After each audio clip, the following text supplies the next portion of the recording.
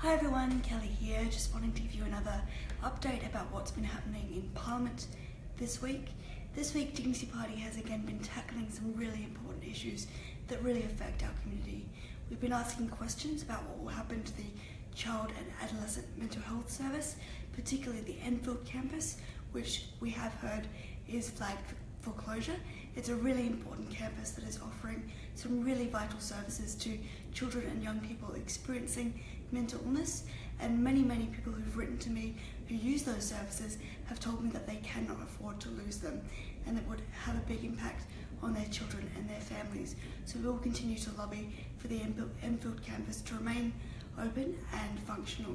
We're also very concerned that there is a move away from speech pathologist services under the Child and Mental Health Service restructure.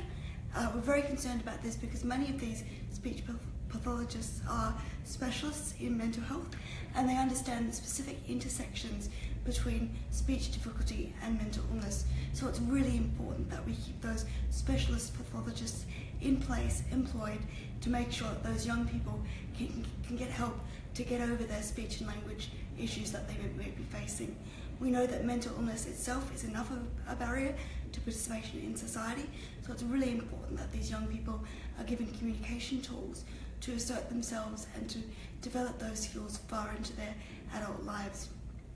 We've also been asking questions about the National Disability Insurance Scheme, NDIS, and how it will intersect with people who are currently incarcerated, because of course there are many people. There are currently 3,000 South Australians currently in prison as I'm speaking to you,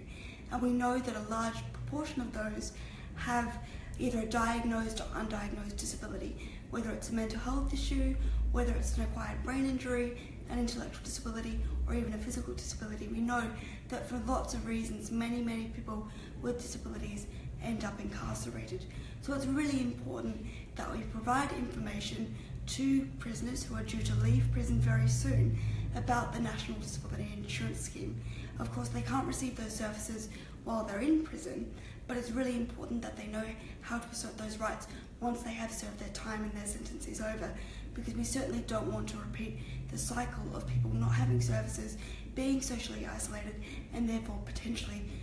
getting into the same cycle that saw them in prison in the first place. So we need a clear response, a comprehensive response from the government, the Minister for Disability, the Minister for Correctional Services, and the National Disability Insurance Agency working together about exactly how prisoners who are soon due to leave prison will be provided with that information and know how to access the NDIS if they're going to be eligible. So we'll keep you updated with that issue, and we're really disappointed that as yet there doesn't seem to be a very comprehensive plan on the government's part, so we'll keep lobbying on that. This week I also had the pleasure of meeting with Anthony Green, who's a well-known electoral specialist, electoral guru, who will be known to many of you watching this video, I'm sure. And he gave us a briefing here in Parliament about different electoral models and how they advantage or disadvantage voters, and how they advantage or disadvantage particular minor parties like the Dignity Party, smaller parties who want to get in there and have a voice to be part of democracy. And whatever reform we end up with, because Minister Rao has put forward a number of proposals over the years, but whichever reform we end up with, it's really important that it is the most easily understandable to the voter, that it's not overly complex, that they don't get confused filling out the ballot paper, and of course that we don't intentionally lock us out of democracy by making unnecessary barriers to participation in democracy for some of those smaller parties like the Dignity Party. And that's exactly why the Dignity Party, together with other parties, continues to stand against the ludicrous $3,000 deposit, which has recently been increased from $450 to $3,000 per candidate per election. This is really something that I think is a great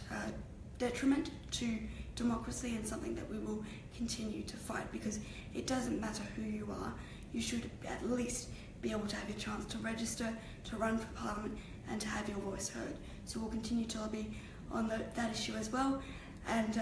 as always, I look forward to keeping you updated as those issues and many more progress. But for the time being, Have a safe and happy Easter, and I will speak to you very soon. Thank you.